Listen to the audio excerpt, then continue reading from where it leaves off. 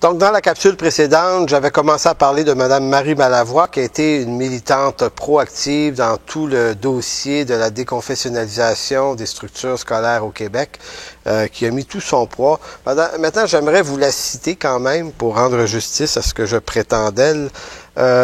Madame Malavoie, comme Madame Marois, comme Madame Courchaine, comme M. Charest, comme M. Leroux, comme M. Racine, et j'en passe, des noms comme ça, fait partie de ceux qui intègrent la désinformation à leur mode de communication usuel, puisqu'ils font partie de ceux qui nous disent que tout le projet de déconfessionnalisation menant vers un cours éthique et culture religieuse était l'objet d'un large consensus. Voici ce que disait Mme Malavoie. « Il me semble que la société québécoise a fait le choix d'une école, comme vous le dites, une école laïque et ouverte. » Mme Malavoie, c'est faux.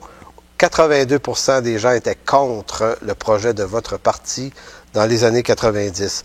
Mais voici une autre chose curieuse cette fois-ci qu'ajoute Mme Malavoie. Elle dit, c'est-à-dire que pour avoir eu moi-même des enfants, avoir des petits-enfants, quel que soit l'âge, retenez ça, quel que soit l'âge, à partir du moment où l'enfant raisonne un peu, il se pose des questions aussi fondamentales que des questions d'ordre éthique et d'ordre religieux. Madame Malavoie, s'il vous plaît, expliquez-nous ce que vous voulez dire, que dès qu'un enfant développe un peu de raison, il se pose des questions fondamentales sur les questions éthiques et religieuses. Madame Malavoie, s'il vous plaît, là, c'est du profond délire, vous avez dit absolument n'importe quoi. Mais consolez-vous, vous n'êtes pas la seule. Madame Marois aussi, elle, très très forte dans la désinformation, affirmait le 26 mars 1997, ça monte à il y a 12 ans en arrière, et il faut savoir que Mme Marois est la ministre de l'Éducation de l'époque qui était au cœur de tout ce projet. Elle en a dit, Mme Marois, des choses. Elle disait, l'école publique se doit donc de respecter le libre choix ou le libre refus de la religion. Cela fait partie des libertés démocratiques. Si vous croyez ce que vous avez dit, Mme Marois, en 97, alors levez-vous debout et réclamez le droit d'exemption pour les parents québécois qui ne veulent pas du cours d'éthique et de culture religieuse. Et si vous ne vous levez pas, ça signifie que vous aviez menti et que vous ne croyez pas vraiment ce que vous avez dit ici. Vous avez aussi ajouté le libre choix entre l'enseignement moral et l'enseignement religieux catholique et protestant continuera d'être offert en conformité avec la Charte québécoise des droits et libertés. Vous avez menti, c'est vous qui avez déconfessionnalisé les écoles et vous avez retiré ces deux croyances-là des écoles. Admettons qu'on est d'accord que ça s'est fait puis c'est correct aujourd'hui. N'empêche que vous aviez menti quand même. Vous avez fermé 11 écoles franco-protestantes qui étaient parmi des très bonnes écoles au Québec également. Après que vous leur ayez promis que vous respecteriez leur existence et qu'elles ne fermeraient pas, vous les avez fermées quand même. Vous savez, Mme Marois, c'est dur de vous croire aujourd'hui quand vous parlez, puisque ce que vous dites est souvent le contraire précisément de ce que vous pensez réellement. Vous dites encore, la même date, cette école devra être capable d'offrir le libre choix aux parents qui la fréquentent, c'est-à-dire aux parents des enfants qui la fréquenteront, soit la possibilité d'une formation religieuse, catholique ou morale. Ça, vous disiez ça, encore là, c'était à l'Assemblée nationale, donc devant tous les députés, c'était le 26 mars 97, et vous avez terminé votre élocution en disant ceci, je le répète, Monsieur le Président, que l'école publique doit respecter le libre choix comme le libre refus de la religion qu'expriment les parents. Eh bien, Mme Marois, ça s'est pas fait. Également, dans un autre document qui, lui, date d'un an avant, le 25 mars 96, c'était à la 38e législature, la deuxième session. Vous avez fait une déclaration le 25 mars 1996, et j'ai même l'heure. 14h07 l'après-midi, vous disiez « L'école publique se doit donc de respecter le libre choix ou le libre refus de la religion. » Donc, Mme Marois, c'était c'était redondant dans votre discours à l'époque.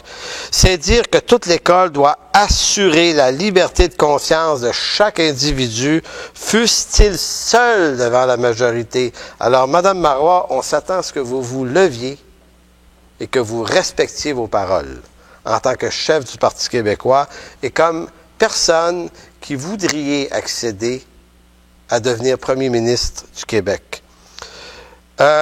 Une autre chose que vous avez dit, Mme Marois, premièrement, la structure des commissions scolaires sera désormais dans l'ensemble du territoire sans référence confessionnelle, mais cette déconfessionnalisation des structures fait l'objet d'un très large consensus dans la population. Mme Marois, c'était faux à l'époque. 82% des gens étaient en désaccord avec vous. Et M. François Ouimet, le même jour à l'Assemblée nationale, vous avez repris en vous disant qu'effectivement, 80% des gens sont toujours en désaccord avec votre projet, mais que cela vous tienne, vous l'avez fait quand même. Le même jour également, vous avez dit... je le répète, Monsieur le Président, que l'école publique doit respecter le libre choix comme le libre refus. Vous avez répété ça à peu près 4 ou 5 fois dans le même jour.